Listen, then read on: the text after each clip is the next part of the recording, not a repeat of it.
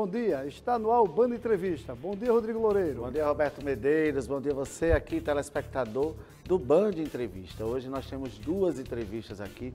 Vamos conversar com o professor Ricardo Ojima, que é professor aí do Departamento de Demografia e Ciências Atuariais da UFRN, e também com o Roberto James, ele que é analista de comportamento, consultor de analista de comportamento, que a gente vai falar com ele aí sobre energia eólica. Band Entrevista está no ar. De volta com o nosso Band Entrevista e já recebendo aqui de forma online, através do Skype, o professor Ricardo Ojima. Professor, seja muito bem-vindo aqui ao Band Entrevista. Bom dia. Muito obrigado pelo convite, é um prazer falar com vocês. Professor, o departamento que o senhor faz parte atua em que cursos da universidade? Bom, a gente tem no nosso departamento um programa de pós-graduação na área de demografia, que é a área que estuda o comportamento da dinâmica da população, e também um curso de graduação de ciências atuariais, que é a área que estuda o risco financeiro, o risco de vida, análise de riscos de uma maneira geral. E na prática, como é que funciona essas pós, por exemplo? O aluno de que cursos pode participar? Bom, a pós-graduação na área de demografia é bem interdisciplinar. Então, alguém formado na área de medicina, ciências sociais, economia, jornalismo, qualquer área pode se aproximar da área de demografia, porque ela só existe em nível de pós-graduação, né? Então, qualquer área de graduação pode acessar a pós-graduação na área de demografia.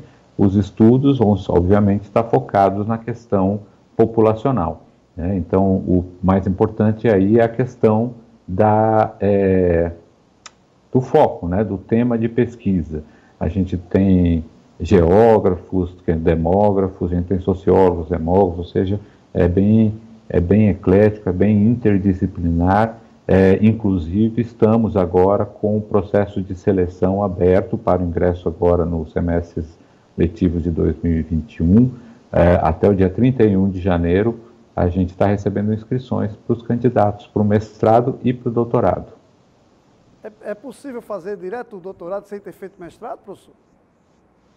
Normalmente não é necessariamente vedado, mas é recomendável, né, que a gente faça os dois níveis, até porque existe um certo aprendizado necessário aí para formação na área de pesquisa, que é uma questão que o mestrado acaba favorecendo, né? O mestrado acaba contribuindo para além do desenvolvimento de uma pesquisa, mas para a formação de um pesquisador, né? Para que ele se aproxime aí das técnicas, das rotinas e dos procedimentos metodológicos que cercam a formação de pesquisa.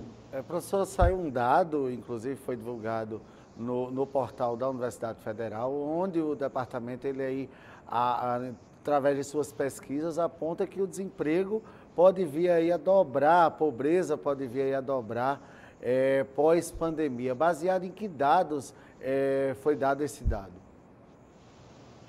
Bom, a gente trabalhou com os dados da Pesquisa Nacional por Amostra de Domicílios do IBGE, com foco na Covid, né? Durante o ano passado todo, o IBGE desenvolveu essa pesquisa com foco em perguntas e questões relacionadas aos temas da Covid, e a gente analisou esses dados mês a mês, acompanhando aí o desenvolvimento desses dados relacionados à questão da pandemia e o mercado de trabalho, principalmente, né? Uma das questões importantes que a gente identifica é que o papel que teve o auxílio emergencial foi muito importante na contenção do aumento da pobreza ao longo desse período. Houve um aumento significativo nos índices de desemprego nesse período todo, e o auxílio emergencial acabou contribuindo para que as pessoas, as famílias, pudessem ter uma qualidade de vida, né, manter o seu padrão de consumo, manter seus mínimos necessários de sobrevivência ao longo desse período tão difícil que foi esse período que ainda estamos vivendo, né? A grande questão é que, como ainda estamos vivendo, e não só estamos vivendo a pandemia, mas a pandemia vem se agravando em termos de contaminações, em termos de número de óbitos nesses últimos semanas, esses últimos dias, o fim do auxílio emergencial deverá contribuir de maneira importante para que a situação se torne mais grave, porque a pandemia não acabou, é possível e em alguns casos já vem acontecendo de novos fechamentos das atividades comerciais e econômicas não essenciais, né? Então, sem o auxílio emergencial, esse tipo de compensação para essa população que vai ficar sem rendimentos, não só o desemprego, mas aquelas pessoas que trabalham no mercado informal, né, que não terão mais como manter o seu rendimento, vão ficar bem prejudicadas por conta dessa combinação, né, desse aumento dos casos, as contaminações e mortes por conta da pandemia da Covid-19 e o fim do auxílio emergencial, que não há nenhuma previsão ainda de que ele possa ser retomado nem com outros valores. Como ainda existem recebimentos residuais, né, de algumas pessoas que ainda não receberam as parcelas do ano passado, ainda não estamos sentindo de maneira tão grande, tão imediata, né? Mas em breve isso vai começar a ser mais perceptível ainda no cenário social. Professor, caso o governo não estenda essas parcelas do auxílio emergencial para este ano, qual seria, pelo menos, uma proposição de solução para esse problema? Bom, aí fica complicado, né? Porque não há muitas soluções caso o Estado não contribua, não cumpra com seu papel de garantir as condições mínimas de sobrevivência da população. Porque a pandemia, apesar da vacina já está aí começando, ela ainda tem poucas doses disponíveis, ela não vai cobrir a maior parte da população ainda, talvez isso demore meses ainda. Então, a situação da pandemia no Brasil ainda é grave e a situação econômica não vai se melhorar, não vai se recuperar enquanto a vacina não estiver permitindo que as pessoas possam voltar ao mínimo de normalidade das suas atividades cotidianas.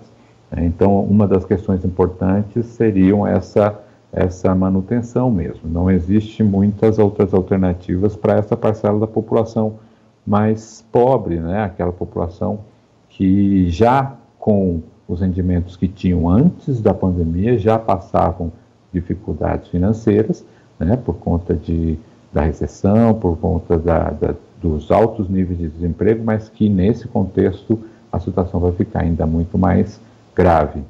Professor Ricardo, o senhor traz dados aqui que acha que com o fim do auxílio emergencial o desemprego pode dobrar. Com consequência disso, o aumento da pobreza. Em números, a gente tem algum dado que possa embasar isso aí em termos numéricos e percentuais?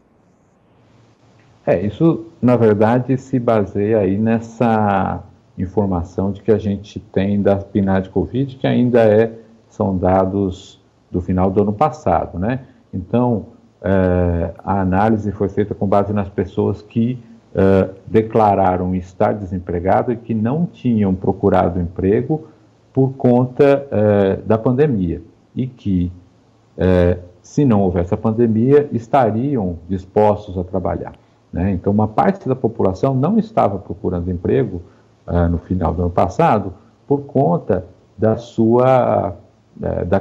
do receio de sair para as ruas, né? E porque existia uma compensação, existiu o auxílio emergencial. Não havendo auxílio emergencial, a situação de volta à procura por emprego deve retomar, né? Então, essa parcela da população que declarava que não estava procurando emprego, portanto, não entrava nos índices de desemprego, ela deve voltar a procurar emprego. Então, muito provavelmente, esse nível de desemprego deve aumentar, e nesse caso deve chegar aí a dobrar, em termos percentuais, a quantidade de pessoas que estariam desempregadas.